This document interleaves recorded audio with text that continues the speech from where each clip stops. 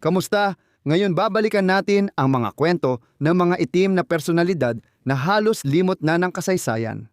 Mula sa prinsesa ng Italia hanggang revolusyonaryong espiya at misteryosong milyonaryo, kahanga-hanga ang kanilang buhay ngunit madalas hindi napapansin.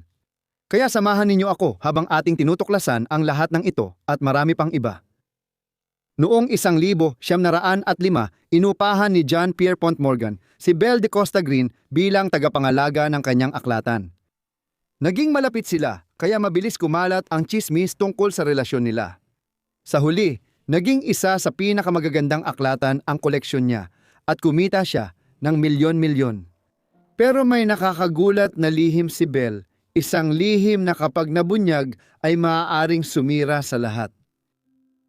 Ipinanganak si Belle de Costa Green bilang Belle Marion Greener noong Nobyembre 26, 1879 sa Washington, Distrito ng Columbia. Pero ang pangalang ipinanganak siya ay hindi ang pangalang matatandaan ng kasaysayan. Tulad ng makikita natin mamaya, babaguhin niya ang kanyang pangalan sa ilang kadahilanan. Ang ama ni Belle ay si Richard T. Greener. Siya ang unang Aprikanong-Amerikano na nagtapos sa Harvard College noong 1871 isang makasaysayang tagumpay na nagbukas ng daan sa kanyang karera. Naging isang kilalang tagapagturo, political lobbyist at leader ng black na komunidad sa Washington, Distrito ng Columbia siya. Lalo pang lumago ang kanyang pamana nang siya ay naging dekano ng Faculty ng Batas sa Howard University. Si Genevieve Ida Fleet Greener, ina ni Belle, ay mula sa isang progresibo at kilalang pamilya sa Washington. Naging guro rin siya at isa ring musikero. Lumaki si Belle sa tahanang puno ng talino, sining at ambisyon na humubog sa kanyang pagkabata. Nagkaroon ng 6 na anak sina Genevieve at Richard matapos silang ikasal noong 1874. Malaya at medyo may kaya ang buhay ni Belle para sa isang pamilyang Aprikano-Amerikano noon, pero puno rin ito ng kaguluhan. Ang kanyang ama ay umaangat noon, nakakakuha ng mga makapangyarihang posisyon sa gobyerno at edukasyon, partikular sa Comptroller's Office ng United States Treasury at bilang kalihim ng Grant Monument Association. Samantala, sina Belle at ang kanyang mga kapatid ay nakatanggap ng mataas na edukasyon sa kanilang bahay sa Washington, na bihira noong panahong iyon. Nakihalubilo rin ang pamilya sa mga kilalang Aprikanong-Amerikanong eskolar at personalidad gaya nina Frederick Douglass at Webb Du Bois. Sa kabila ng paglubog nila sa puso ng pakikibaka para sa pag-unlad ng lahi, ang pamilya ay agad na nagkahiwa-hiwalay dahil sa isang matinding rebelasyon. Nadiskubre ni Richard na inilista ng kanyang asawang si Genevieve ang kanilang pamilya bilang puti sa isang census return. Para sa isang lalaking nakatuon sa karapatang sibil, isa itong malalim na pagtataksil, hindi lang sa kanyang gawain, kundi pati na rin sa kanilang mismong pagkakakilanlan. Naghiwalay sila dahil dito, kahit na hindi sila kailanman nagdiborsyo. Lumipat si Richard sa Asia para sa trabaho sa Vladivostok, na kamakailan lang nakuha ng Imperyong Ruso matapos ang ikalawang digmaan ng opyo laban sa Tsina.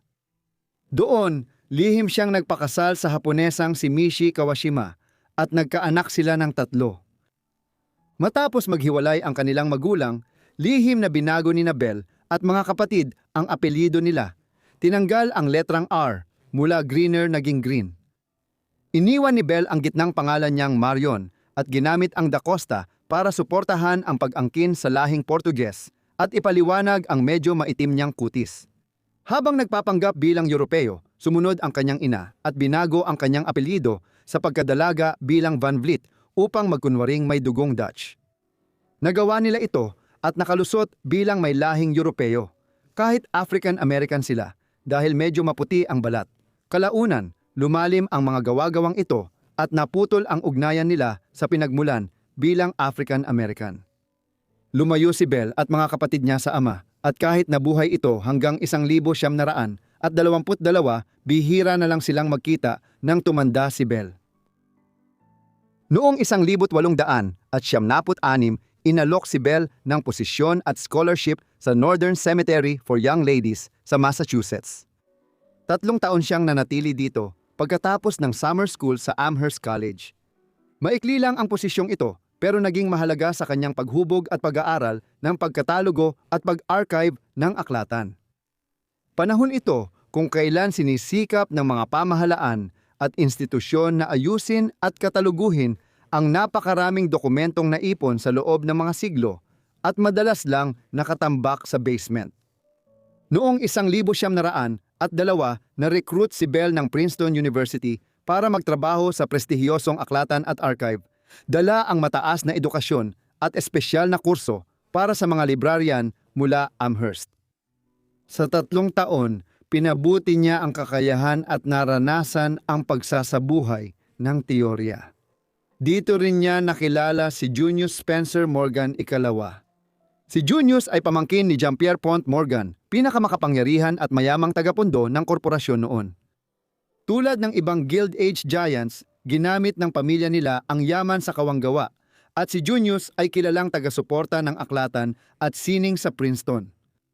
Dahil humanga si Junius kay Bell, inirekomenda niya ito sa kanyang tiyuhin noong 1905 at 5 nang maghanap ang banking magnate ng archivist at librarian para ayusin ang lumalaking koleksyon ng libro at dokumento. Simula ito ng bagong buhay para kay Bell. Matagal bago ito naging kilalang Morgan Library and Museum sa buong mundo. Itinanim na ang mga binhi ng yaman ng kulturang ito noong huling bahagi ng 1850 ng batang si Jean-Pierre Pont Morgan na puno ng ambisyon. Bagong 20 si Morgan pero nahumaling na siya sa pagsusulat kamay at pagkolekta ng mga bihirang halimbawa, dahilan ng kanyang panghabang buhay na hilig sa nakasulat na salita. Ngunit simula pa lang ito.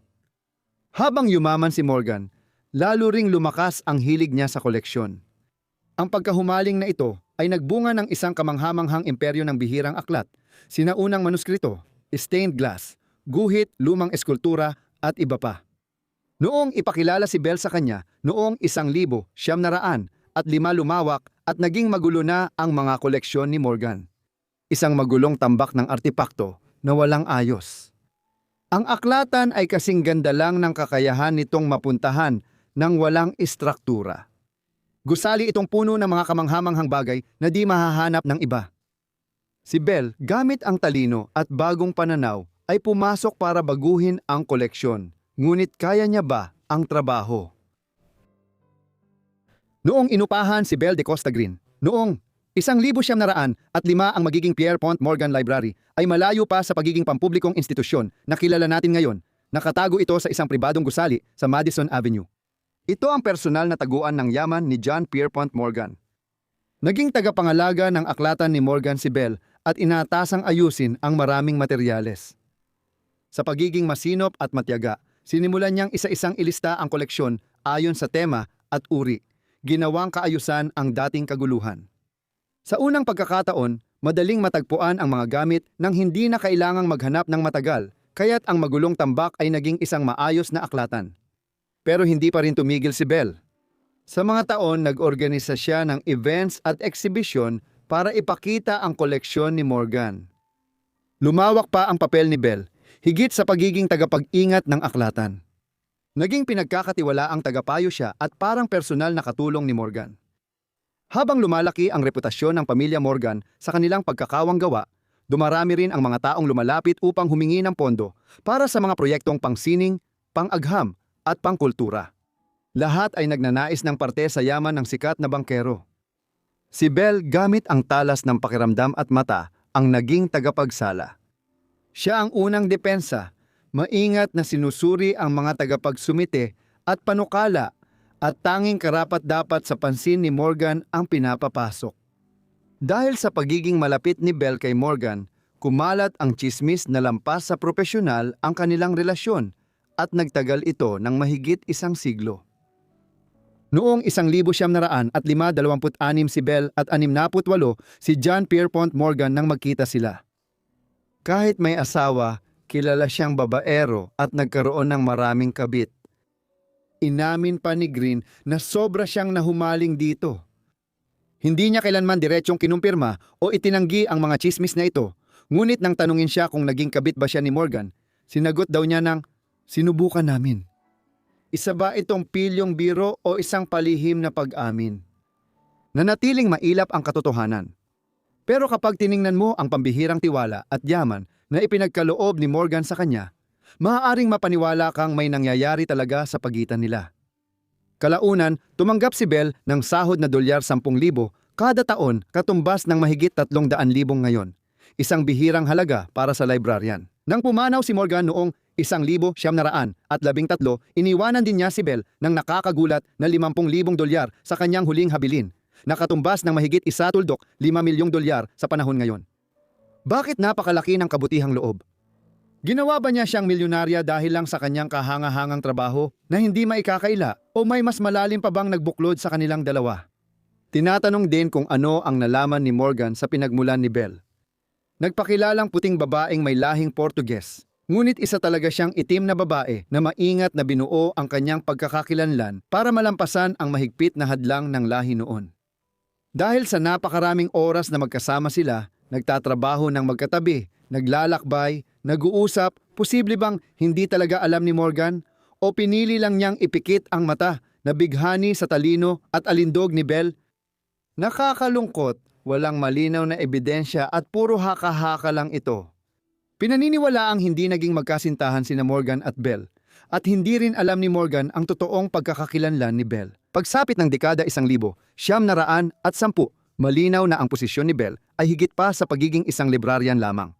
Siya ang namamahala sa institusyon at sa pagdami ng mga koleksyon nito. Hindi siya naging direktor hanggang dekada 1920. Noong 1900 at 8 pa lang regular na siyang naglalakbay sa iba't ibang panig ng mundo para dumalo sa mga auksyon at makipagkita sa mga kolektor upang bumili ng mga bagong bagay. Si Morgan na nakatrabaho niya hanggang sa mamatay ito at pagkatapos ay ang anak at pangunahing tagapagmana nitong si John Pierpont Morgan Jr. ay lubos na nagtitiwala sa kanya at hinayaang gastusin niya ang kanilang pera ayon sa kanyang sariling pagpapasya. Interes ni Bell ang humubog sa aklatan at museo noong unang kalahati ng ika-20 siglo. May partikular siyang interes sa mga manuskritong medyebal. Dahil dito, isa na ang Morgan Library and Museum sa may pinakamalaking koleksyon ng iluminadong manuskrito at medyebal na miniature na pinta sa buong mundo. Isa sa pinahahalagahang bagay ay ang isa sa pinakaunang at masalimuot na kopya ng Tomas Maloris La Motte d'Arta, isang klasikong akdang medyebal. Nagbayad si Bell ng $50,000 para dito sa isang subasta noong 1911. Interesado rin si Bell sa dating tinatawag na Oriental, Aprikano at Asyanong sining at panitikan, mga likha mula pre-kolonyal na Aprika, gitnang silangan at malayong silangan, bago ang impluensya ng kanluran. Nakuha niya ang 14th century Ethiopic Gospel Book, isang koleksyon ng Kristiyanong Ebanghelyo mula Ethiopia, kung saan ang Catholic Ethiopian Church ay umunlad ng hiwalay mula sa mas malawak na Kristiyanong mundo. Kapag nagbibid sa auction, matapang si Bell at hindi pumapayag matalo sa bagay na may espesyal na halaga. Matalas ang mata niya at hindi siya magastos sa hindi sulit na bagay. Noong unang bahagi ng 1920 si Bell ang namahala sa paglipat ng Morgan Library mula sa pagiging pribadong institusyon na nagdaraos ng mga pampublikong kaganapan tungo sa pagiging ganap na pampublikong institusyon. Binuksan ng Pierpont Morgan Library sa publiko noong 1924 at si Bell ang unang opisyal na direktor nito sa loob ng halos 25 taon. Sa simula, maaari lamang itong tumanggap ng humigit kumulang 10 bisita sa isang pagkakataon, ngunit pinalawak ang aklatan sa pamamagitan ng mga bagong annex habang lumalaki ang mga koleksyon at kasikatan nito. Pagkatapos ng kanyang panunungkulan, ang aklatan ay may libu-libong bihirang aklat at manuskrito, 10,000 likhang sining at bagay mula sa museo, at daan-daang libong karaniwang aklat at manuskrito. Si Bell ay hindi lamang isang tagapanguna sa kanyang larangan at isang kahanga-hangang tagapangalaga ng aklatan at kolektor. Siya rin ay naging isang makulay na personalidad sa lipunan ng New York. Palaging magara ang kanyang bihis at madalas siyang may sombrerong may malalaking balahibo. Noong 1920 sa Jasfield Bourbon Salt, madalas siyang nakikitang may hawak na inumin at sigarilyo. Madalas niyang sabi, hindi ibig sabihin ng pagiging librarian ay kailangan niyang maging mahinhin o tahimik. Hindi siya nag-asawa. Marahil dahil noon, inaasahan na ang mga babae ay titigil sa trabaho para sa pamilya. Gayunpaman, natagpuan niya ang pag-ibig. Noong 1900 at siyam nagtagpo sila ni Bernard Berenson, isang kilalang Renaissance art expert. Nagsimula ang dalawa ng dekadang relasyon na may romansa, pagkakaibigan at intelektual na pagtutulungan. Nagpalitan sila ng liham at nagkita sa Europa at Amerika. Kahit may ugnayan sila, hindi nagsama sina Bernard at Belle dahil may asawa si Bernard at mahalaga kay Belle ang kalayaan niya.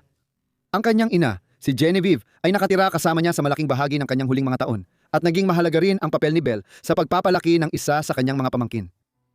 Nagretiro lamang si Belle mula sa kanyang posisyon bilang direktor ng Pierpont Morgan Library noong 1900 at 48 sa kanyang huling 6 na puds.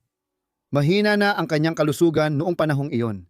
Nang nagkaroon ng eksibisyon sa aklatan makalipas ang 1 taon para ipakita ang mga gawaing nakuha niya, kinailangan niyang dumalo gamit ang wheelchair. Pumanaw siya noong Mayo 10, 1950 sa St. Luke's Hospital, New York dahil sa cancer. 70 na siya. Iniulat ng The New York Times ang kanyang pagkamatay at tinawag siyang kilalang librarian sa bansa. Sinira ni Green ang karamihan ng kanyang personal na papeles bago siya namatay, kaya marami na ngayong bahagi ng kanyang buhay at trabaho ang hindi malinaw. Ang kanyang mga liham kay Bernard mula Pebrero 1900 at siyam hanggang Marso 1900 at 49 ang pinakamalaking koleksyon ng kanyang personal na papeles. Malaki ang kanyang pamana ngayon. Ang Morgan Library and Museum, bagong pangalan nito, ay isa sa pinakamagandang aklatan at koleksyon ng sining sa mundo na nagmula sa pribadong pondo. Maliban kay John Pierpont Morgan mismo, wala nang ibang mas responsable sa pag-unlad nito kundi si Belle da Costa Green. Noong tag-init, 1904 umaling-aw sa eskandalo ang New York City. Inakusahan ng milyonaryong si John Platt si Hannah Elias, isang mailap na babaeng itim na may misteryosong nakaraan, ng pangingikil sa kanya. Sa halagang 685,000, katumbas ng halos dolyar 30 milyon ngayon, naging si Elias marahil ang pinakamayaman at kilalang babaeng itim sa Amerika. Sama ka habang tuklasin natin ang kwento niya. Hindi tiyak ang eksaktong petsa ng kapanganakan ni Hannah Elias, ngunit siya ay ipinanganak sa Philadelphia noong 1865, ang taon na nagtapos ang digmaang sibil sa Amerika. Ang ama niya ay si Charles Elias, isang kusinero at asawa ni Mary Elias. Si Charles ay may dugong Aprikano-Amerikano at katutubong Amerikano. Maputi rin ang balat ng ina ni Hannah na si Mary. Dahil dito, pumuti ang balat ni Hannah na naging mahalaga sa kanyang buhay. Makikita natin na lumaki si Hannah sa malaking pamilya. Isa siya sa 9 na anak ng kanyang magulang. Dati silang nakatira sa pinakamayamang lugar ng lungsod para sa mga Aprikanong Amerikano. Bagaman malaki ang kanilang pamilya, kaya kahit maganda ang kinikita ni Charles, hindi naman sila mayaman, ngunit iginagalang pa rin ang kanilang pamilya at patuloy na umaangat sa antas ng lipunan. Kalaunan, inilipat sila ni Charles sa mas malaking bahay kasama ang mga abogado ng Philadelphia at nangungunang negosyanteng itim. Siya at ang kanyang mga kapatid ay nag-aral sa pampublikong paaralan at nakatanggap sila ng maayos na edukasyon. Bukod dito, hindi natin gaanong alam ang tungkol sa pagpapalaki kay Hannah. Nagsimula ang kwento niya sa kasal ng kapatid niyang si Hattie noong 1884 nang 19 anyos pa lang si Hannah. Bago ikasal, nagtrabaho si Hannah sa bahay ng isang mayamang babae sa Hilagang Philadelphia. Makalipas ang ilang panahon, natuklasan na bago ang kasal ng kanyang kapatid, nagpasya si Hannah na, kumbaga, hiramin ang isang mamahaling damit mula sa aparador ng kanyang mga amo. Sa kasal ni Hattie, napansin ng marami ang ganda at karangyaan ng suot ni Hannah. Ayon sa isang bisita, siya ang reyna ng gabi. Hindi doon natapos ang lahat, gayunpaman. Baka balak ni Hannah ibalik ang damit sa pinagkunan at umaasang di mapapansin ang ginawa niya. Ilang araw matapos iyon, bago makabalik si Hannah sa trabaho, dumating ang mga pulis sa bahay ng pamilya Elias at inaresto siya. Napansin ng amo na nawawala ang damit at inisip na si Hannah ang kumuha. Noon, kulang talaga sa proseso ang mga Aprikanong Amerikano sa Amerika. kung sila ay pinaghinalaang gumawa ng krimen laban sa isang puti. Kinagabihan, dinala kaagad si Hannah sa korte at napatunayang nagkasala sa pagnanakaw. Hinatulan siya ng 4 na buwang pagkakakulong sa Moyamensing Prison sa Philadelphia.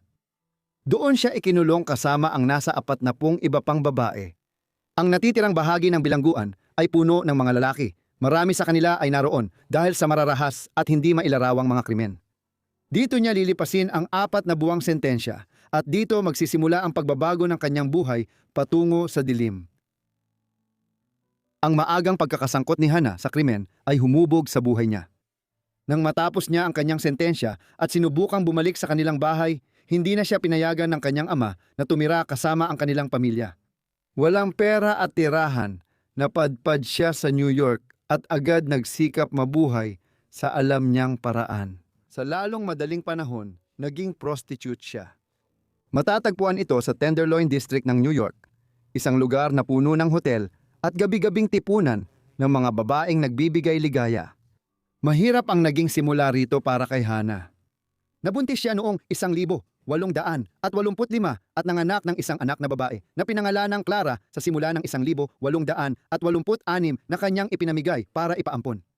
Makalipas ang kaunti, dinala siya sa korte dahil sa prostitusyon at hinatulan ng 1 buwang kulong sa Roosevelt Island sa East River.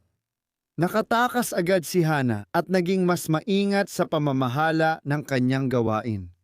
Sinimulan din niyang sabihing Cuban siya dahil sa maputi niyang balat. Mabilis na kumita si Hannah ng sapat para makaupa at mabuhay. Ipagpapatuloy niya ito ng maraming taon pa. Dahil sa tagumpay, nagkaroon siya ng ekstrang pera at bumili ng mga paupahang ari-arian bilang dagdag kita. Marami sa mga ito ay nasa Uptown Manhattan, sa hilaga ng Central Park, sa paligid ng gilid ng kung ano ang kilala ngayon bilang Harlem. Hindi pa komunidad ng Aprikano-Amerikano noon at marami pang matatandang pamilyang New York ang nakatira sa dating pamayanang Olandes. Noong ika-17 siglo, hinati ni Hannah ang oras niya sa Manhattan at sa sarili niyang bahay bakasyunan sa tabing dagat ng Far Rockaway malapit sa Atlantic Beach. Sa Long Island, ngunit nasa loob pa rin ng borough ng Queens. Noong unang bahagi ng 1900s, namuhay siya ng marangya kasama ang kasambahay, butler at buong staff sa bahay.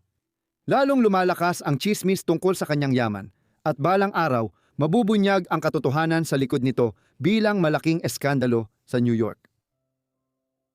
Pagkalipat ni Hannah sa New York noong 1885,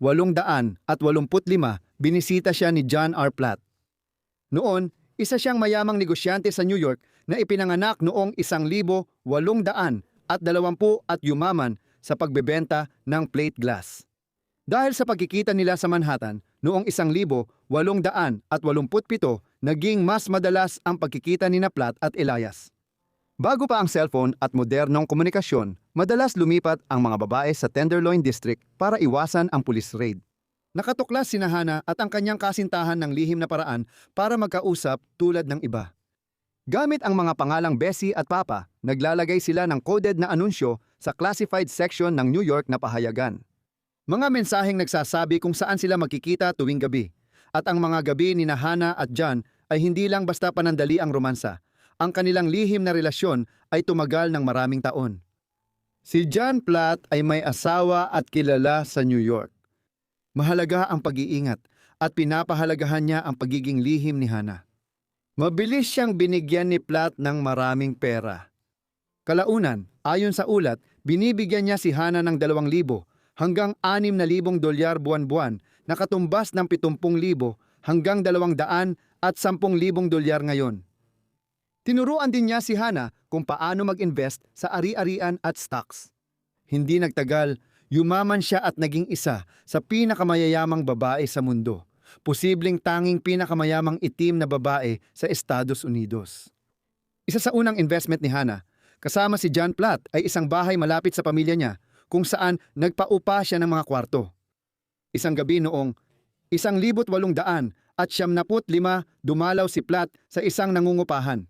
Si Cornelius Williams, isang itim na lalaki na nakatira doon noong panahong iyon, ang sumagot sa pintuan na halatang inis. Nang tanungin ni Platt bilang Ginoong Green kung naroon ang mga tao, sinarahan siya ni Williams ng pinto. Maya-maya, Tinanong niya ang isang katulong kung sino ang lalaki at sinabi nito na siya ay si Ginoong Green. Lumipas ang ilang linggo, pinalayas ni Elias si Williams. Naging obsessed siya at labis na apektuhan sa pagpapaalis. Kumbinsido siyang si Mr. Green ang may sala kaya galit siyang umalis at nangakong maghihiganti. Pagkalipas ng 8 taon, isang malamig na Nobyembre, 1903, si Andrew Haswell Green, tahimik na utak ng Central Park at New York Public Library. Pauwi na siya matapos mag-lunch kasama ang pamilya, papalapit sa harap ng bahay. Naghihintay si Cornelius Williams, paranoid, delusional at obsessed. Napagkamalan niyang si Green ay si Platt kaya naglabas siya ng baril at nagpaputok. Bumagsak si Green kung saan siya nakatayo. Di alam na magiging biktima ng trahedyang hindi niya kasali. Si Cornelius Williams ay nilitis, idineklarang baliw at ginugol ang natitirang bahagi ng kanyang buhay sa isang asylum para sa mga baliw. Noong 1800 at 70 pinakasalan ni Hannah si Christopher Smith, isang African-American na riles manggagawa. Sa kabila ng kasal, nagpatuloy ang relasyon niya kay Platt. Umalis si Smith noong 1877 dahil hindi niya matanggap ang relasyon ng asawa niya kay Platt. Palihim na binayaran ni John ang mga legal na problema sa likod ng mga pangyayari at pagkatapos ay binigyan pa niya ng mas malaking pera si Hannah para siguraduhing mananatiling lihim ang lahat. Namatay na ang asawa ni Platt noon. Kaya agad siyang bumili ng magarang townhouse malapit sa Central Park para kay Hannah upang mas madalas silang magkita. Habang lumilipas ang mga taon, naging balisa si Platt. Guilty, sakim, o takot, may gumulo sa loob niya. Nang sumabog siya, ang kanilang lihim at romansa ay naging malaking eskandalo sa New York. Ang relasyon ni Hannah kay Platt ay halos hindi malalaman ngayon kung hindi dahil sa mga pambihirang pangyayari na nagsimula noong tag-init ng 1904. Noong panahong iyon, nagsampa ng kaso si Platt laban kay Hannah. Inaakusahan siya ng pangingikil ng malaking halaga sa kanya sa loob ng maraming taon kapalit ng pananahimik tungkol sa unang pagbisita niya rito. Lumaki ng husto ang halaga ng pera sa pagdaan ng panahon. Sinabi ni Platt na tinakot siya ni Hannah at nakuha ang mahigit $685,000 mula sa kanya. Mahirap tantiyahin ang halaga ng pera noon, lalo na kung matagal at pabago-bago ang ekonomiya. Sa taon ngayon, masasabi nating ang halaga sa kasong ito ay halos katumbas ng $30 milyong sa kasalukuyan. Ang laki ng halaga ng pera ay agad na nakatawag ng pansin sa mga taga New York at sa loob ng ilang buwan, sabik na iniulat ng mga pahayagan ang bawat pangyayari at pagbabago sa kaso. Ikinuwento ni Platt kung paano siya napasangkot kay Elias. Sinabi niyang hindi siya nagpunta kay Elias bilang babae ng aliw. Ayon sa kanya, nagsimula ang lahat noong huling 1880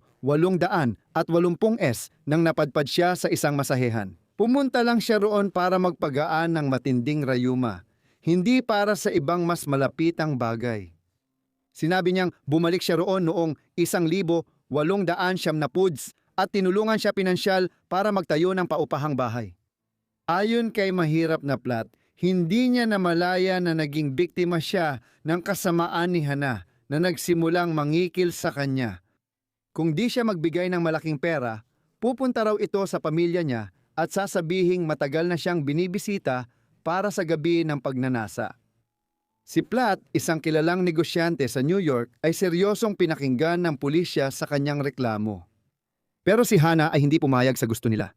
Nang unang lapitan siya ng pulisya, tumanggi siyang pumunta para sa investigasyon. Pagkatapos, pinasok nila ang kanyang townhouse at kinuha ang lahat ng tingin nilang may kaugnayan sa kaso. Dinala siya sa Tombs Prison sa Lower Manhattan, isang kilalang madilim at hindi kanais-nais na lugar.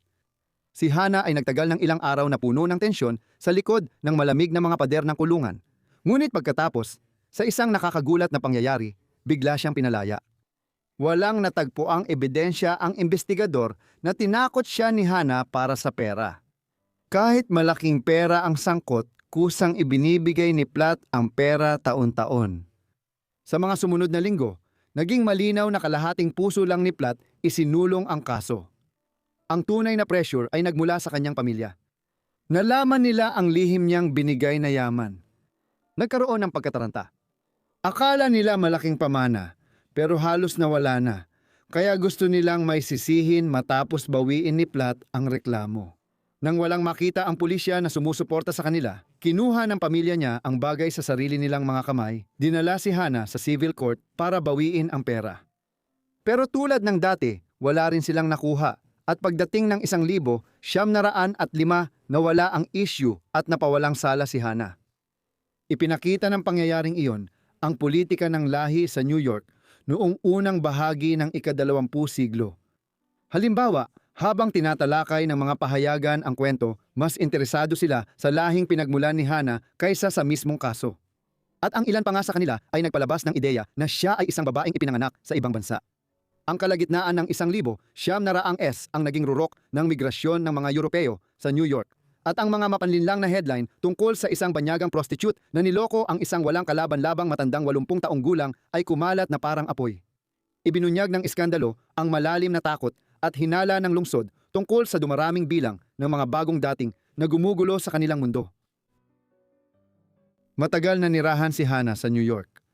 Kumikita siya sa paupahan ng mga ari-arian niya sa Harlem.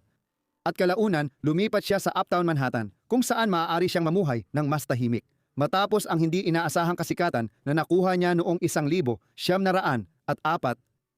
namatay si Platt noong 1,900 at 8 na nag-iwan ng ari-arian na 10,000 dolyar, mga 350,000 ngayon, na maliit kumpara sa dati niyang yaman.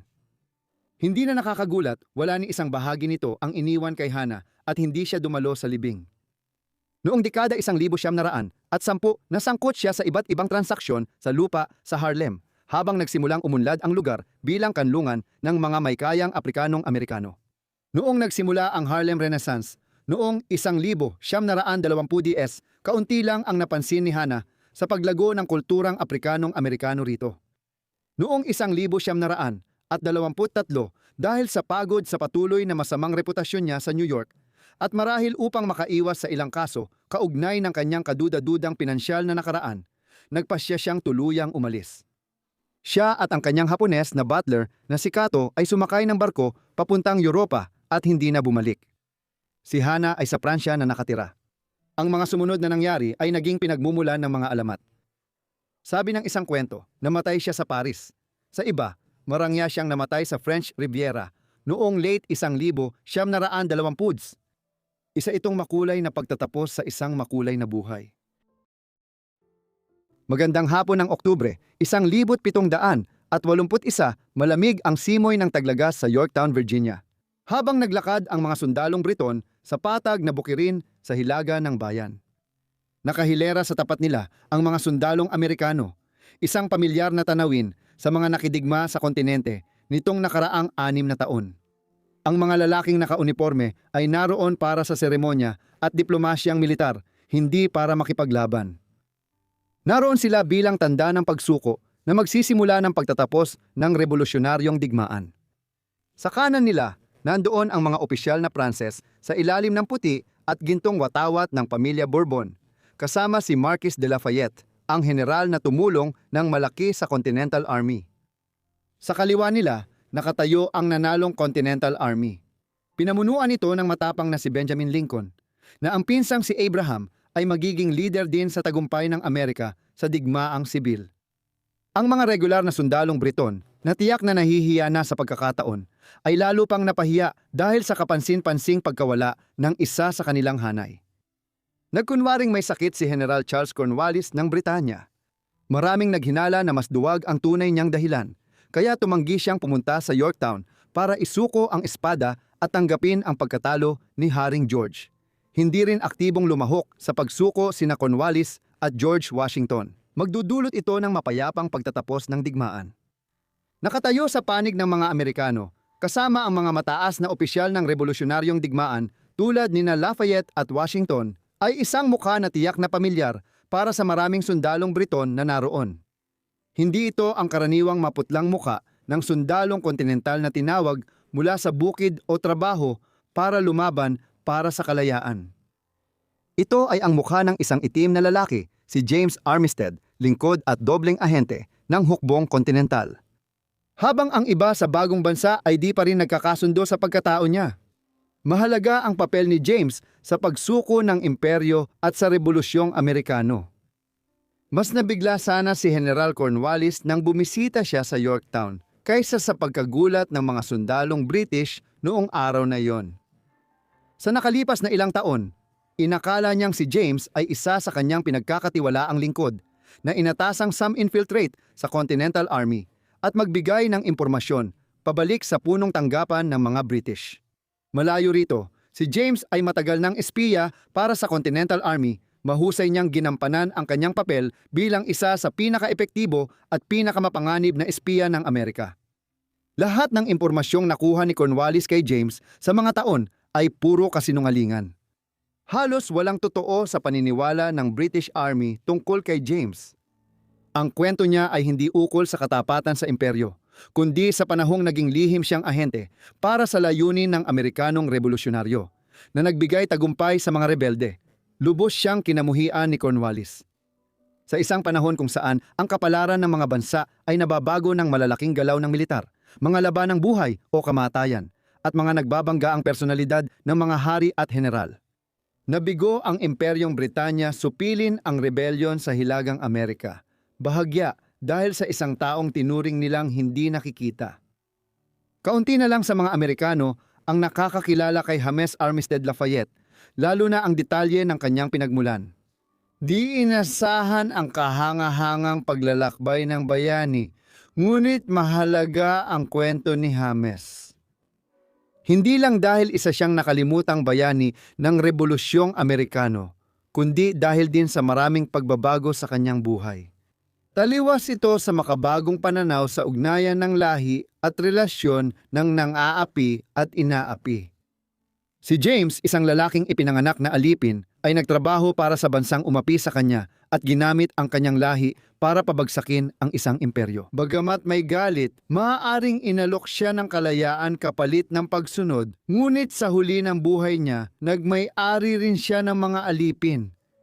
Iwasan nating husgahan ang kwento ni James gamit ang pananaw ng ika-21 siglo. Sa halip, balikan natin ang ika-18 siglo. Suriin ang kanyang buhay para tunay siyang maunawaan bilang tao, hindi lang bilang sagisag ng mga issue at kontrobersya ng kanyang kwento. Sa panahong madalas iugnay ang lahi at politika sa pagdududa sa Amerikanong eksperimento, makikita natin ito sa kwento ni James. Isang kahangahangang halimbawa ng taong dahil sa dami ng pinagdaanan sa buhay ay dapat walang mabuting masasabi tungkol sa Amerika. At gayunpaman ay nagpatuloy na magsilbi bilang isa sa pinakamatapang nitong tagapagtanggol. Maaaring walang gaanong pansin ang isang matalinong mambabasa sa batang alipin na lumaki sa plantasyon ng kanyang amo sa New Kent, Virginia, sa pagitan ng Williamsburg at Richmond. Ipinanganak sa kalagitnaan ng 1,700 si James, tinatayang 1,700 at 48 hanggang 1,700 at 60, ngunit di alam ang kanyang mga magulang. Posibleng ganun na lang ang kanyang kinabukasan kung di dahil sa mausisang amo niya. Sa malaking bahagi ng buhay niya, nagmay-ari si William Armistead ng ilang dosenang alipin, kabilang si James na minana niya mula sa kanyang amang si Colonel John Armistead. Si William ay isang makabayan na kumikita sa pagbebenta ng hayop at supply sa kliyenteng tulad ng Continental Army. Lumaki siya kasama si James na ipinanganak noong 1,751 at parehong nakatanggap ng halos magkaparehong edukasyon. Malamang nasabay silang natuto sa bahay ng koronel noon. Habang ipinagbabawal ang pagtuturo sa mga alipin sa mga estado tulad ng Carolinas, ito ay legal naman sa Virginia. Tinuruan si James magbasa at magsulat sa Pranses at Ingles bilang bahagi ng edukasyong layuning tumaas ang halaga niya para sa industriya ng amo.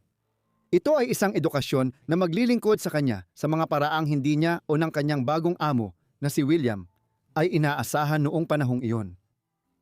Ang Imperyong Britanya, bagaman maaaring hindi umabot sa makabagong pamantayan ng kaliwanagan tungkol sa kalagayan ng ugnayan ng mga lahi, ay hindi ignorante sa sariling pakikibaka ng mga Amerikano sa institusyon ng pagkaalipin at kung paano naghalo ang mga pakikibakang iyon sa pagsisikap ng bagong tatag na bansa para sa kalayaan.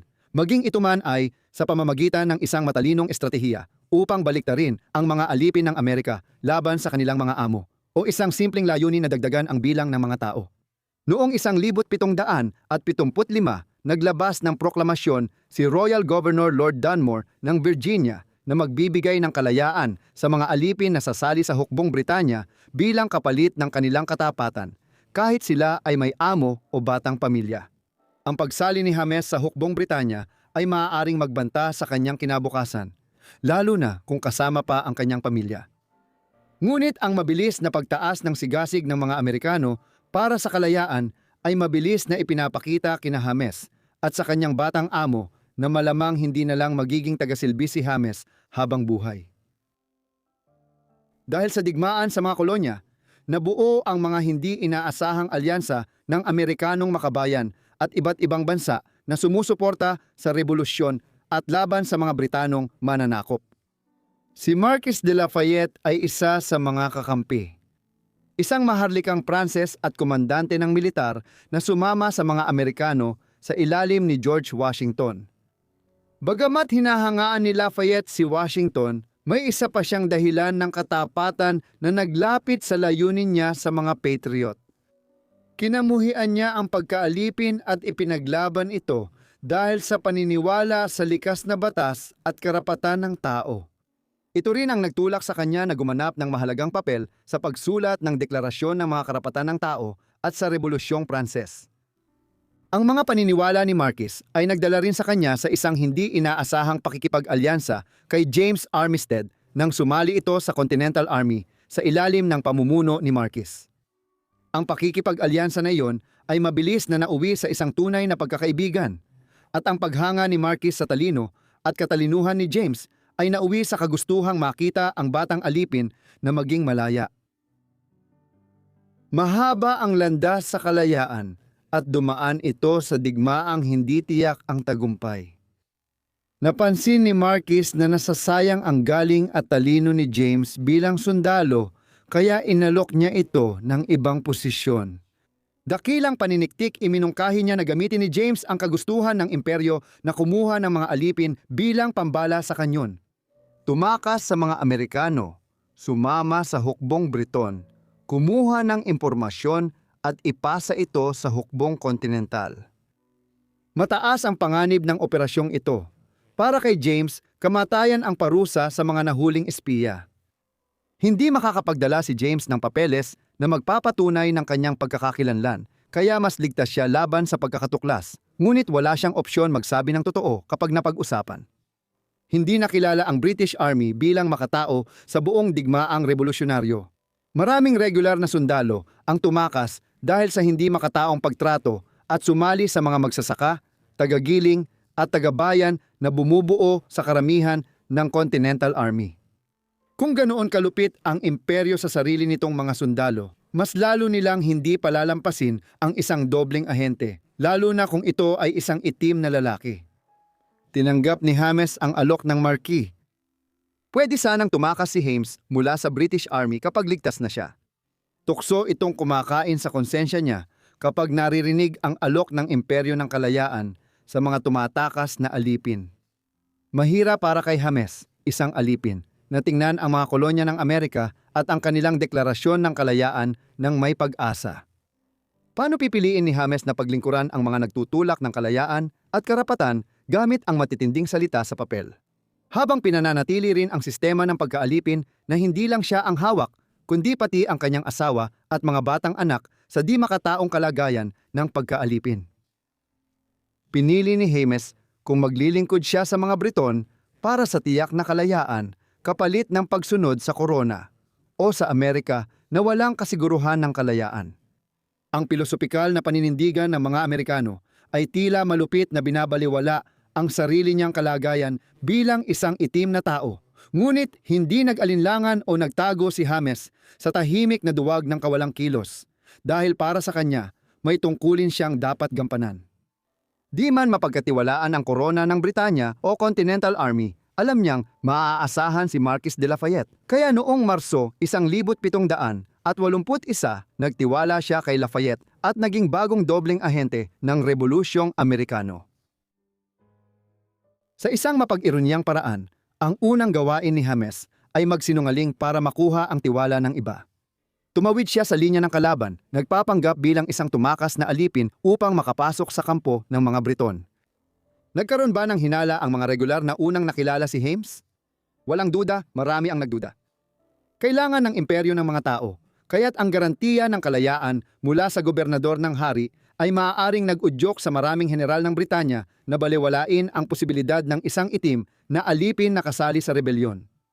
Bukod pa rito, dahil sa mga pangyayari ng digmaan, naging napakahalaga ni James, isang bagay na hindi nila kayang tanggihan. Sa maraming paraan, si James para sa mga Briton ay naging perpektong yaman. Ang buhay niya sa Virginia ay nagbigay sa kanya ng malawak na kaalaman sa mga lupain at ruta sa paligid ng Williamsburg at Richmond. Mahalaga sa imperyo ang katangiang ito dahil hirap silang labanan ang gerilyang puwersang nagtatanggol sa sariling bayan. Ayon sa mga general ng korona, si James ang nawawalang piraso. Hindi lang siya maaasahang pinagkukunan ng impormasyon para sa pagsasagawa ng mga maniobra at pagko-coordinate ng galaw ng mga tropa, kundi ang kanyang pinagmulan bilang isang edukado at marunong magbasa at sumulat na alipin ang nagbigay sa kanya ng pagiging perpektong kandidato para sa paniniktik. Isang hakbang na tiyak nagpasaya kay James ng tahimik na tawa sa pribado. Ipinadala ng mga Briton si James para mag-espiya sa kampo ng mga Amerikano at kumuha ng impormasyon tungkol sa galaw, supply at plano ng militar ng Amerikano. Nilinlang ni James ng perpekto. Bilang isang edukadong alipin, siya ay naging halimbawa ng tinuturing ng marami ng mga taong hindi nakikita sa magalang na lipunan. Ang mga inaliping lalaki at babae ay naglilingkod ng pagkain, nagdadala ng mensahe at dumadalo sa pagpupulong ng Amerikano at Briton, ngunit hindi pinapansin ang kanilang presensya. Sila ang may pinakatamang larawan ng tunay na katalinuhan. Sa ganitong mga pagpupulong, dumadalo si James, alerto at maingat na kinukuha ang mahahalagang impormasyon. Babalik siya sa linya ng mga patriot. Nang ibalik siya ng imperyo sa kampo ng Amerikano, inisip nilang espiya siya. At tama nga, ibinabahagi niya kay Marquis at iba pang opisyal ang natutunan niya. Ngunit maling impormasyon naman ang ibinabalik nila para iulat sa korona. Malayo na siya sa pagiging utusan, gaya ng dati kay William Armistead. Dahil sa husay ni James, mula sa tagapagdala ng tubig at utusan, naging tagapaghatid siya ng mensahe para sa matataas na opisyal ng Britanya, kabilang sina Benedict Arnold at General Charles Cornwallis. Si Cornwallis, isang Britong aristokrata na sumali sa hukbong sandatahan noong 7 Years' War, 1757, ay isa sa pangunahing lider ng kampanya ng Britanya sa Hilagang Amerika. Matapos niyang pamunuan ang korona sa isang tiyak na tagumpay laban sa mga puwersa ng mga patriota sa labanan sa Camden, ang pinagmulan ni Cornwallis sa mataas na uri ng lipunan sa Inglaterra ang nagbunsod sa kanya na magkaroon ng pananaw na naaayon sa panahon tungkol sa pagkakahiwalay ng mga lahi. Mapagpasya ang pananaw na ito. Bilang general ng imperyo sa India, matapos ang digmaan, naging madali si Cornwallis na target ng isang itim na espiya dahil sa kanyang paniniwala sa pagkakahiwalay ng lahi tulad ni James. Hindi siya mahihirapang isagawa ang sining ng pagiging di nakikita sa paligid ng isang general na halos hindi itinuturing na mahalaga ang mga taong may kulay ng balat na katulad niya. Sa maraming paraan, ang pagiging di nakikita ni James ang nagdala sa kanya ng tagumpay, hindi lang sa pagtatayo ng kanyang reputasyon bilang mahusay na espiya. Ang trabaho ni James ang direktang nagdala sa Continental Army ng pinakamahalagang tagumpay sa militar, ang panalo laban sa British Army sa Yorktown. Dahil sa maingat na paniniktik, natuklasan ni James ang mahalagang impormasyon at dinala ito sa mga Patriot. Noong Agosto 1871, nalaman ni James na lilipat ang mga tropa ni Cornwallis mula Portsmouth papuntang Yorktown.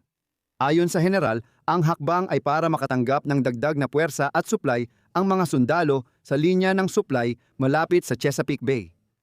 Malamang na umasa ang general sa lihim ng kanilang plano kasama ng mga karagdagang puwersa sa kahabaan ng silangang baybayin ng Amerika upang maisagawa ang maniobra na may kaunting pagtutol mula sa mga rebelde. Pinagsikapan ni James na panatilihin ang maling pag-asa kay Cornwallis. Kaya't Gaya ng dati, hindi rin napansin ni Cornwallis ang hindi nakikitang tao sa silid. Ibinigay ni James kay Marquis ang balita tungkol sa paglipat sa Yorktown. Pagkatapos, binarikadahan ng hukbong dagat ng Pransya ang Chesapeake at pinutol ang pag-asang makatanggap ng tulong ang Briton mula sa dagat habang sinira ng mga Pranses ang kanilang pangunahing supply. Inatake ng Continental Army ang posisyon ni Cornwallis sa Yorktown Peninsula sa pamamagitan ng mga rutang lupa. Naghukay ng mga trinsera na wala pang 1,000 yarda mula sa linya ng mga Briton at naglunsad ng malalakas na pambobomba ng artilyeriya. Kasama ang ilang pag-atake sa lupa sa pamumuno ni Marquis de Lafayette at batang koronel na si Alexander Hamilton. Ang paglusob sa Yorktown noong Oktubre 9 ay pumigil sa mga sundalo na makapwesto ng mas maganda o makatanggap ng dagdag na puwersa mula New York. Sumuko si Cornwallis makalipas ang wala pang 1 buwan, bagamat ang kanyang aristokratikong pagmamataas ay nag-udyok sa kanya na magpadala ng kinatawan sa opisyal na seremonya ng pagsuko. Ang operasyon sa Yorktown ang naging mahalagang pagbabago ng takbo ng laban na kailangan ng Continental Army upang tapusin ang digmaan. Sa pagsuko ni Cornwallis at pagkawala ng ikatlong bahagi ng kanilang mga tauhan, nawala sa korona ang kagustuhang lumaban. Natapos ang digmaan sa kasunduan sa Paris noong 1783.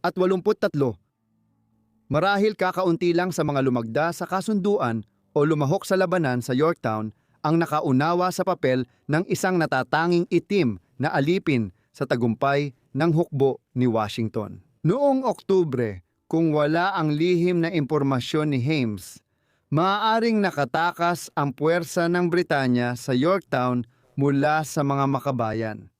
Dahil dito, ang paniniktik ng alipin ang tumulong sa hukbong dagat ng Pransya na mapigilan ang dagdag na puwersa ng korona sa tamang oras. Malamang hindi nalaman ni Cornwallis kung gaano kalaking naitulong ng kanyang lingkod sa kanyang kahihiyan at pagkatalo sa Virginia. Bagamat may tala ng isang pagkakataon kung saan nakita ni Cornwallis si Hames na nakasuot ng uniforme ng Amerikano habang bumibisita sa Marquis upang ayusin ang mga kondisyon ng pagsuko. Nagbiro ang general, tuso ka pala, niloloko mo na ako simula pa noon. Si Hames na ipinanganak na alipin ngunit may matatag na kalooban at pambihirang talino ay nalinlang ang isang tanyag na general ng pinakamakapangyarihang militar sa mundo. Dahil dito nagtiwala ang Marquis kay Hames. Noong mga nakaraang taon, noong siya ay isa lamang edukadong alipin at tagapaglingkod, isa na siyang Amerikanong bayani na tapat sa bansa, hinarap ang maraming panganib at naging matalik na kaibigan ng isa sa mahalagang tao sa Rebolusyong Amerikano. Kahit mahirap ang hati-hating lahi at politika noon para kay Hames, nakita niya ang oportunidad sa bagay na itinuturing ng marami bilang pasanin. Ang paniniwala sa pagkakahiwalay at pagiging nakakataas ng lahi na pinanghahawakan ng maraming aristokratang Briton at maging ng maraming Amerikanong kolonyal ay naging sanhi ng mga komentaryo at pag-aalala ng marami noong panahong iyon. Lalo na ang mga bumatikos sa institusyon ng pagkaalipin. Kinakailangan ang mga tulad ni Hames at Marquess de Lafayette upang mapagtanto na ang hindi makataong pananalita ng mga mataas na opisyal ng korona ay malaking bentahe para sa Continental Army. Si Hames, bukod sa walang identification, bihira ring magdala ng baril. Dahil mapaghihinalaan kapag nahuling may armas habang nagpapanggap na utusan. Halos palagi siyang nagtatrabaho na nakadamit bilang isang utusan, maliban na lang kapag siya ay nasa hanay ng mga Amerikano, tulad ng pagkikita nila ni Cornwallis. Gayunpaman, sa konteksto ng revolusyonaryong digmaan, ang resulta ng kanyang ginawa ay kasing halaga ng mga nagawa ni Paul Revere, Samuel Adams at Juan Hancock. Sa mundong puno ng palaisip na lumalaban sa salita at talumpati, si James Armistead ay kakaiba. Kung hindi dahil sa kanyang maingat at tiyak na pagkilos, malamang hindi nagtagumpay ang mga retorikal at pampulitikang ambisyon ng kanyang mga kasamahan. Ano ang nangyari sa kanya matapos ang digmaang revolusyonaryo? Baka akala mo, matapos lisanin ni James ang Continental Army, Naging bayani na siya at nagretiro para tamasahin ang kalayaang pinaghirapan niya. Siyempre, isinugal niya ang lahat para sa kanyang bansa ayon sa anumang pamantayan. Karapat-dapat siyang bigyan ng kalayaan at pasasalamat ng bansa dahil sa kanyang pagsisikap. At malamang na kung kaya lang ng kanyang amo na si William Armstead, pinalaya na niya si James. Pero ang malungkot na katotohanan ay hindi iyon saklaw ng kanyang kapangyarihan. Hindi nakalaya si James at nanatiling alipin ng matagal. Ang sanhi ng kalunos-lunos na kalagayang ito noon at ngayon sa mga kaso ng pagdurusa ay dahil sa regulasyon ng pamahalaan. Noong 1723, ipinagbawal ng batas sa Virginia ang madaling pagpapalaya ng mga alipin ng kanilang mga amo. Ayon sa batas, ang ganitong kalayaan ay hindi maaaring ipagkaloob sa kahit anong dahilan, maliban na lamang kung may natatanging paglilingkod na kikilalanin at papayagan ng gobernador at konseho. Noong 1782, nagpatibay ang Virginia ng batas na pumapayag palayain ang mga itim na aliping nagsilbi bilang sundalo sa rebolusyon. Ang paglilingkod sa militar ay itinuturing na sapat para makamit ang kalayaan. Ngunit natalo ng titik ng batas ang diwa nito. Si James ay hindi isang sundalo, kahit na siya ay naglingkod sa Continental Army. Isa siyang espiya, isang hindi kailanman nagdala ng baril, at halos hindi nagsuot ng uniforme. Dahil sa malinaw na mga dahilan, nakakainis man na naig ang letra ng batas. Hindi si William Armistead ang nagpasya sa kapalaran ni James, kundi ang mga galaw ng lehislatura ng estado ng Virginia. Sila ang nagdesisyon kung karapat-dapat bigyan ng kalayaan ang espiyang tumulong sa Rebolusyong Amerikano. Umabot ng 5 mahabang taon ang proseso kung saan patuloy na naglingkod si James kay William sa dati niyang tungkulin bilang tagapaglingkod. Walang duda na dinurog ng pagsubok na ito ang puso ng amo at ng alipin sa bawat araw na nanatiling walang kalayaan si James. Maraming alipin noong huling 18 siglo ang nanatiling alipin dahil sa katigasan ng mga malulupit nilang amo na ayaw mawala ng halaga ang kanilang paggawa. Hinikayat ni William ang lehislatura ng Virginia na palayain si James at sinuportahan ang kagustuhan nitong makalaya, kahit miyembro siya ng Virginia House of Delegates. Sa isang bahagi ng pagkaalipin ni James, nanatiling walang pag-usad ang kalagayan. Ang kaisipang burokratiko, imbes na tiyakin ang kalayaan ng bayani, ay nagdulot ng sitwasyong ang amo ay gustong palayain ang alipin. Ayon sa estado, walang pwedeng gawing pagbubukod. Gayunpaman, tulad ng dati kay James, muling sumibol ang pag-asa mula sa ibang lugar. Nagalit ng husto si Marquis de Lafayette, ang tanging kakampi ni James na may sapat na impluwensya sa lehislatura. Lalong tumindi ang kanyang galit sa institusyon ng pagkaalipin ng malaman niyang ang bagong malayang pamahalaan ng Amerika ay tumatangging ipagkaloob ang kalayaang iyon sa isang taong mandirigma at kaibigan niya. Sa isang tala noong 1784 para sa lehislatura, inilatag ni Marquis ang kaso para sa pagpapalaya ng kanyang kaibigan. Patunay ito na si James, ang may dala ng liham, ay nagbigay ng mahalagang serbisyo sa akin. Habang pinamumunuan ko ang estado, masigasig niyang tinipon at tapat na inihatid ang impormasyon mula sa kampo ng kalaban. Lubos niyang nagampanan ang ilang mahahalagang utos na ibinigay ko sa kanya at para sa akin ay karapat-dapat siyang tumanggap ng anumang gantimpala na maaari niyang makuha. Ang papuri mula sa isang mataas na general ay nagpadali sa proseso na kung hindi ay maaaring tumagal pa sa buong buhay ni James. Noong Enero 1787, pinirmahan ng gobernador ng Virginia ang petisyon na naggagarantiya sa kalayaan ni James. Tinanggap ni William Armistead mula sa lehislatura ang 250 British pounds bilang bayad sa nawalang alipin, katumbas ng mahigit 20,000 ngayon, matapos ang mga dekada ng pagkaalipin, kabilang na ang maraming taon bilang asawa at ama at ilang taon bilang makabayang operatiba sa likod ng mga linya ng kalaban na araw-araw ay nalalagay sa panganib ng kamatayan, si James Armistead ay tunay at tuluyang malaya na. Nakatira si James Armistead sa silangan ng Virginia, sa bukirin sa tabi ng kay William Armistead sa New Kent. Masayang namuhay siya kasama ang asawa at mga anak sa susunod na 4 na dekada at kahit sa kanyang nakaraan, nagkaroon din siya ng ilang alipin. Bagamat ang buhay sa bukid sa Virginia ay hindi kasing kapanabik ng pagiging double agent. Sa ngalan ng isang bansang rebelde na nasa digmaan, hindi kailanman nakalimutan ni James ang kanyang nakaraan at ang papel na ginampanan niya sa pagkamit ng kalayaan ng Amerika. Noong 1824 nagkita ulit sina James at kapatid niyang si Marquis de Lafayette nang bumisita ang general sa Yorktown sa paglalakbay niya sa Estados Unidos. Labis na naantig si James sa kabaitan ni Marquis noong bata pa siya. Ang mahusay niyang pamumuno sa rebolusyon at dedikasyon sa kalayaan ng kaibigan matapos ang digmaan. Kinuha niya ang apelidong Lafayette bilang parangal sa Pranses na general, kaya nakilala siyang James Armistead Lafayette.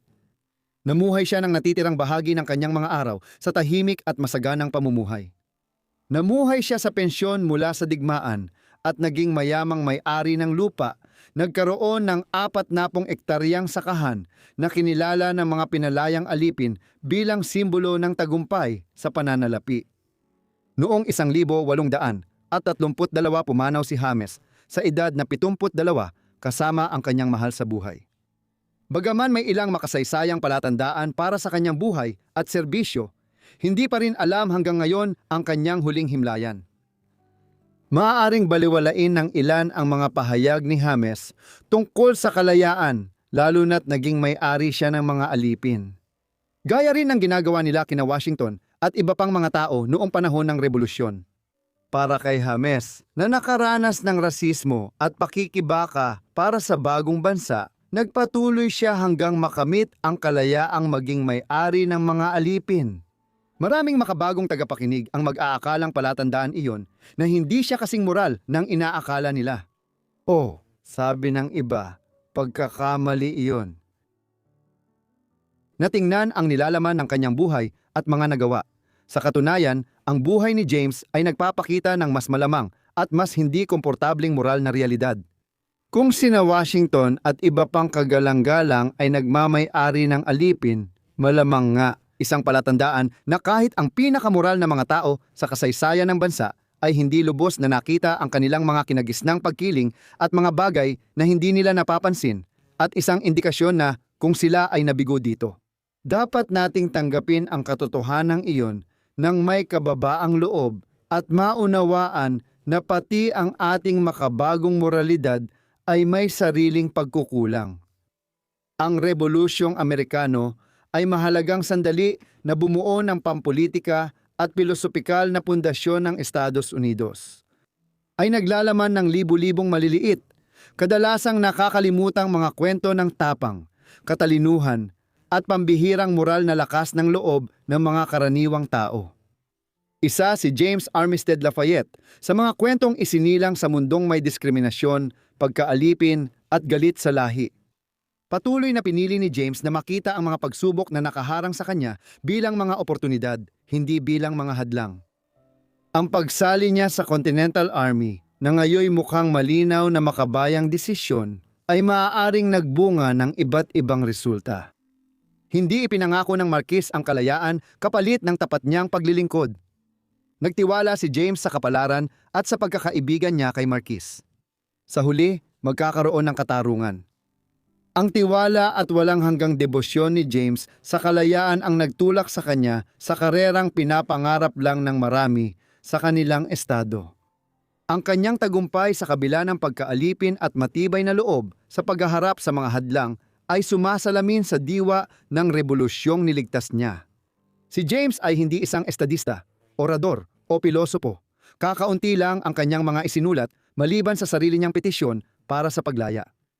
Ngunit ang kanyang bakas ay galing sa natupad na layunin at tapat na pagtupad sa tungkulin para sa layunin ng kalayaan ng Amerika, hindi sa maiinit na talumpati. Sa bawat impormasyong nakuha, ulat at misyon ng paniniktik na kanyang isinagawa, sinabi ng kanyang kaibigan na si Marquis de Lafayette na hindi pa siya nakakita ng kasing galing na tao tulad ni General Washington pagkatapos ng labanan sa Monmouth. Kapag tinanong siya, siguradong aaminin niya. Makikita rin ang refleksyon ng kadakilaan sa mukha ng kanyang kaibigan, ang dating alipin at dobleng ahente mula Virginia na si James Armistead Lafayette. Si Giulia de Medici mula sa kilalang Italianong pamilya ay anak sa labas ng unang Duke ng Florence.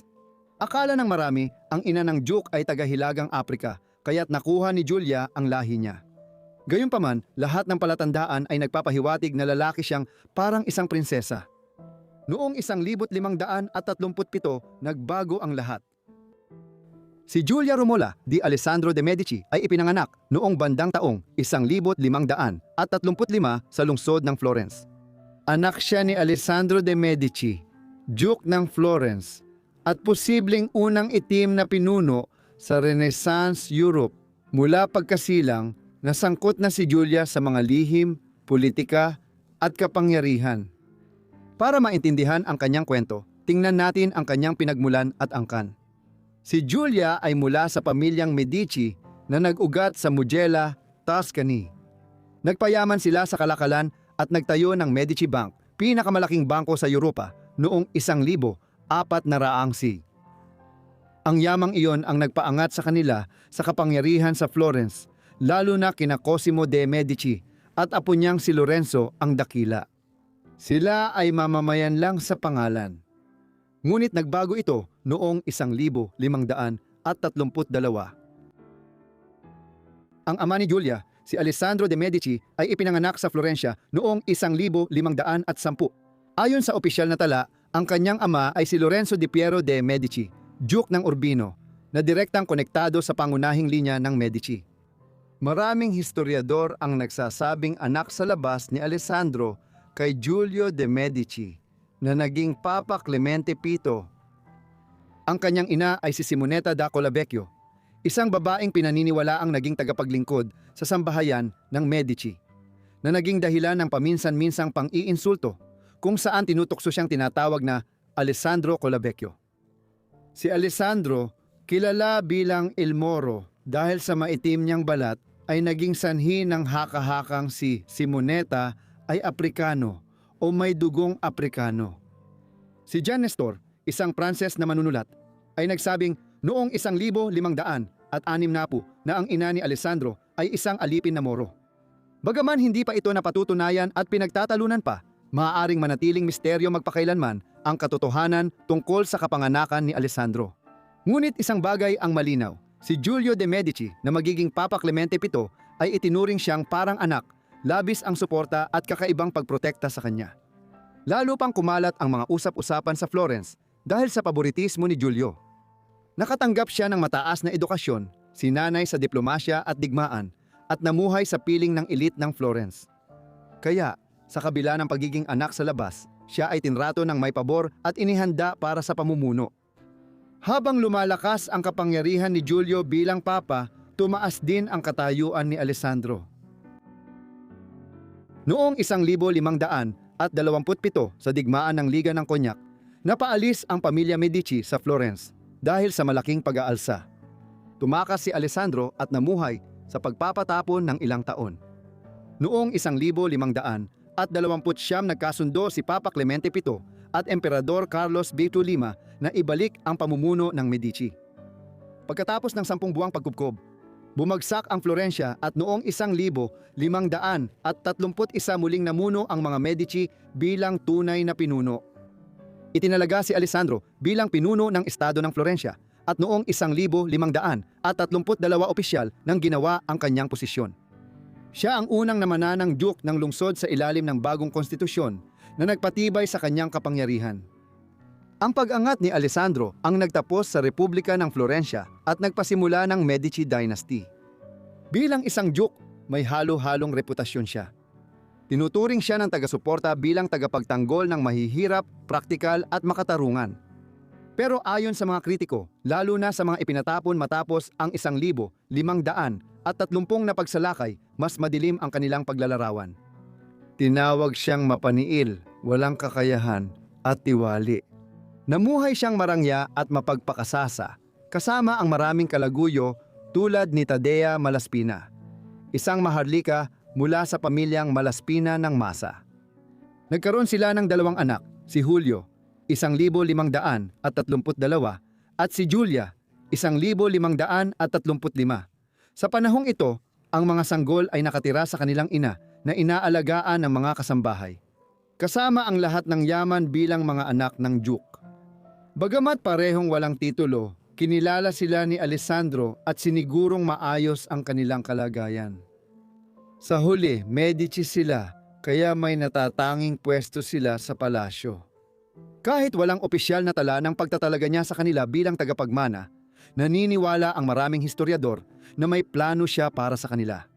Si Alessandro ay umangat kahit anak sa labas, at baka iniisip niyang balang araw, ang kanyang mga anak ay magkakaroon ng impluensya o mataas na katayuan kung hindi man pamumuno. Noong 1536, tinupad ni Emperador Charles V ang pangakong pampulitika kay Papa Clement VII sa pagpapakasal ng anak niyang si Margaret ng Austria kay Duke Alessandro de Medici. Ang kasal ay isang estratehikong alyansa na layuning patatagin ang posisyon ni Alessandro bilang pinuno ng Florence at, sa pinakamainam, magluwal ng mga lehitimong tagapagmana. Sa kabila ng prestihiyo ng bagong asawa, tapat pa rin si Alessandro sa matagal niyang kasintahan na si Taddea Malespina. Tulad ng maraming pinuno noong panahon na yon, itinuring niya ang kasal bilang tungkulin ng Estado, hindi ng puso. Ngunit habang tila matatag na ang kanyang kapangyarihan, may mga pangyayari nang nagaganap na magdadala sa kanya sa biglaan at marahas na wakas.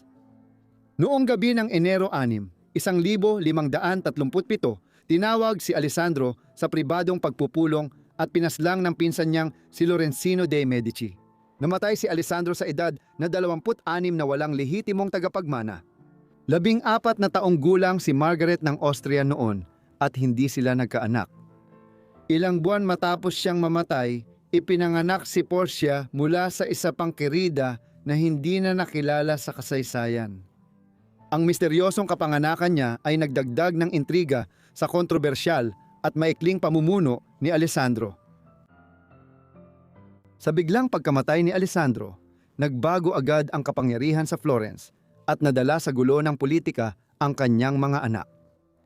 4 na taong gulang lang noon si Giulio, at kahit siya lang ang anak na lalaki ni Alessandro, hindi siya naging tagapagmana ng dukado. Sa halip, si Cosimo I, isang miyembro ng nakababatang sangay ng Medici, ang nahalal bilang bagong Duke ng Florence, si Cosimo I mismo. Binatilyo pa lang siya nang maupo sa kapangyarihan at mangakong aalagaan ang mga naulilang anak ng dating pinuno, at tinupad niya ito kahit sa panlabas lang.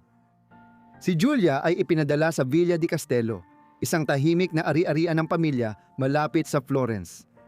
Malayo sa mahigpit na inaasahan ng buhay sa korte, napailalim siya sa mapanuring mata ng ina ni Cosimo, si Maria Salviati, isang deboto at makapangyarihang babae na may malalim na impluensya. Para sa iba, parang pagpapatapon ang paglipat ni Julia, pero hindi naman siya nag-iisa. Ibinahagi niya ang kanyang bahay at kwarto kay Bia de Medici, anak sa labas at panganay ni Cosimo. Halos magkaedad, lumaking parang magkapatid at magpinsan ang dalawang dalaga, malapit ang samahan. Puno ng saya at sigla ang kastelo habang binantayan ni Maria Salviati ang mga dalaga. Noong Pebrero 1542, nakaranas ng nakakatakot na lagnat. Nakaligtas si Julia, 7 taong gulang, sa sakit. Pero hindi pinalad si Bia na 5 o 6 na taong gulang. Ang kanyang pagkamatay ay naging malungkot na bahagi ng kasaysayan ng nursery. Lubos na nagluksa si Julia para kay batang Bia, pati na rin ang kanyang lola na si Maria, at syempre, ang kanyang ama na si Cosimo. Habang lumalaki si Julia, naging bahagi siya ng buhay sa korte kahit anak siya ng dating Duke. Hindi naging hadlang ang pagiging anak sa labas niya. Pinarangalan pa rin ang pinagmulan niya sa pangunahing linya ng Medici nang mamatay ang kanyang ama. Kahit inihalintulad siya ni Brutus kay Julius Caesar, ipinakita niya ang matinding pagmamalaki sa pinagmulan at kumpiyansa sa sarili. Nakatanggap siya ng malawak na edukasyon at natutunan ang asal, sining at wika na nararapat sa maharlikang babae. Kahit hindi siya lehitimo, itinuring pa rin siyang bahagi ng pamilya at pinansin ang kanyang anyo at katayuan. Halimbawa, noong 12 o 13 taong gulang si Julia, sobrang nagalit si Eleonora de Toledo, asawa ni Cosimo, dahil hindi maayos ang balabal ni Julia sa pagsakay. Mali ang haba nito at kulang sa palamuti na iniutos ni Eleonora. Lumaking maganda at maayos na dalaga si Julia at napansin ng marami sa korte na kamukha niya si Alessandro. Matibay ang facial features at kulot ang buhok niya. Kahit mas maitim ang balat niya at may sabi-sabing may lahing Aprikano, marami pa ring nagsabing maganda siya. Dito nagsimulang maghahanap si Cosimo ng mapapangasawa. Noong 1515 anyos pa lang si Julia nang ayusin ni Cosimo ang una niyang kasal. Mapapangasawa niya si Francesco Cantelmo, Duke ng Popoli, isang mataas na maharlika. Napakalaki ng kanyang dote, nakatumbas ng 10 milyong dolyar sa halaga ngayon. Ang kasalang ito ang formal na pagpasok ni Julia sa aristokrasya. Hindi na lang siya tagapag-alaga ng korte ng Medici, kundi dokesa na rin siya ngayon.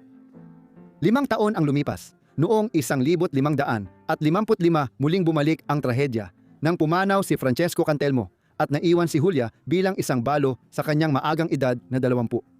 Dahil sa kanyang lungkot, nagpagawa siya ng larawan kay Alessandro Alori, bantog na alagad ng sining ng Florencia. Sa larawan, makikita si Julia na may dignidad, malungkot at may pagmamalaki.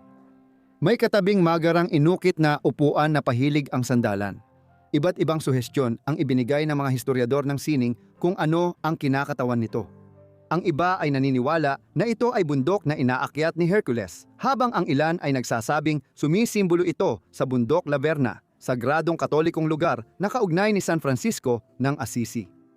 Maraming teorya ang inilabas, pero karamihan ay nagkakasundo sa isang bagay.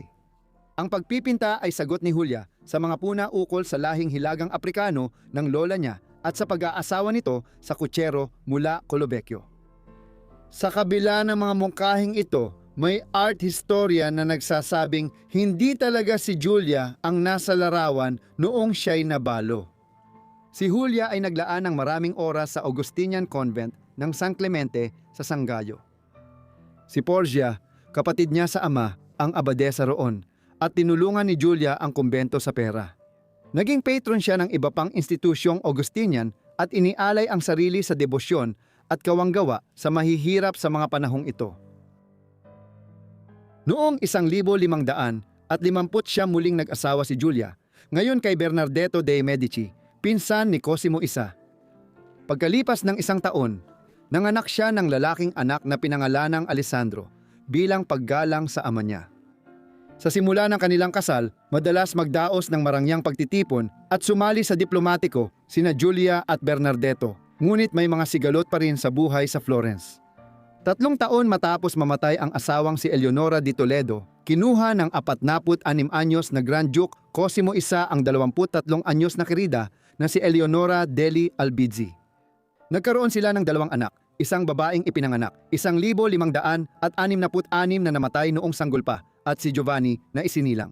1567 at kinilala ng ama. Ayon sa tsismis sa korte, gusto raw ni Julia na ituring siyang kapantay ni Eleonora, isang matapang na hakbang laban sa babaeng madalas maliitin sa korte. Dahil sa ugaling ito, napalayo siya sa dati niyang malapit na relasyon kay Cosimo. At kahit nagkabati sila kalaunan, hindi na muling naging katulad ng dati ang lahat. Anuman ang pagnanasa ni Cosimo para sa batang si Eleonora ay mabilis na naglaho. At noong 1567, napilitan siyang pakasalan ang isang maharlikang nawalan ng dangal. Lumipat sina Julia at ang asawa niya sa Napoles noong 1567 kung saan nila nakuha ang titulo at mga lupa ng prinsipalidad ng Ottaviano. Nananatili ang impluensya ni Julia. Pinamahalaan niya ang lupain, sinuportahan ang mga institusyong panrelihiyon at siniguro ang kinabukasan ng pamilya niya. Ang kanyang mga inapo, sa pamamagitan ng kanyang anak na si Alessandro, ay naghawak ng titulong prinsesa ng Ottaviano, isang marangal na angkan na nananatili hanggang sa makabagong panahon. Kahit na pinagtibay ni Julia ang kanyang lugar sa kasaysayan, unti-unti naman siyang nakakalimutan nito. Sa mga siglo nabura siya sa sining na minsang nagdiwang sa kanya. Isa sa mga pinakakapansin-pansing halimbawa ay isang pagpipinta ni Pontormo ng Maria Salviati kasama ang isang bata. Sa daan-daang taon, si Menli lang ang nakita kay Maria, pero noong 1937, na diskubre sa restorasyon na may batang binura sa painting. Ang batang iyon na halos lahat ay sang-ayon ngayon ay si Giulia de Medici. Sa pagpipinta, makikita ang balisa niyang ekspresyon sa tabi ni Maria at ang mga katangian niya ay kahawig ng ama niyang si Alessandro. Pinaniniwalaan ng marami na ang naibalik na pagpipinta ay isa sa unang European larawan ng batang babae na may dugong Aprikano at Europeo. Hindi naman lahat ay sumasang-ayon, gayunpaman. Sa simula, karamihan ay nagsabing si Cosimo una ito, habang ang iba naman ay naniniwala na ang bata ay si Bia de Medici talaga. Napansin nila na sina Giulia at Maria ay hindi naman ganoon kalapit para magkaroon ng isang napakamalambing na larawan. Ano man ang totoo sa painting, alam nating unang namatay ang asawa niya matapos ang 1,576 sa Napoles, at si Giulia de Medici ay namatay noong 1,588 edad 52 o 53. Kaunti lang ang mga tala ng kasaysayan tungkol sa huling mga taon niya, ngunit ang kanyang buhay ay naging kabahagi ng mga kapalaran at intriga ng isa sa pinakamakapangyarihang dinastiya sa Europa. Iniwan niya ang anak niyang si Alessandro na naging Panginoon ng Ottaviano at General ng Estado ng Papa. Nag-angkin ng titulo bilang dakilang Duke ng Tuscany ang kanyang mga inapo matapos magwakas ang pangunahing linya ng Medici noong 1737, ngunit hindi naging matagumpay ang kanilang pagsisikap. Ang kwento ni Giulia ay paalala na kahit nasa anino ng kasaysayan, maaaring mag-iwan ng pamana na tumatagal ng siglo. Salamat sa panunood ng video tungkol sa mga itim na personalidad sa kasaysayan. Sana naging interesante ito sa inyo. Ipaalam ninyo sa akin ang inyong opinyon tungkol sa kanilang mga buhay sa ibaba sa mga komento. At kung may mga suhestyon kayo, sabihin din ninyo sa ibaba sa mga komento. Sabihin kung gusto nyo ng mas mahabang video o dagdag kwento tungkol sa mga itim. Sana nakasubscribe at naka-on na ang notifications para agad ninyong makita ang aking mga bagong video. Hanggang dito na lang, magkita tayo sa susunod na Forgotten Lives. Salamat.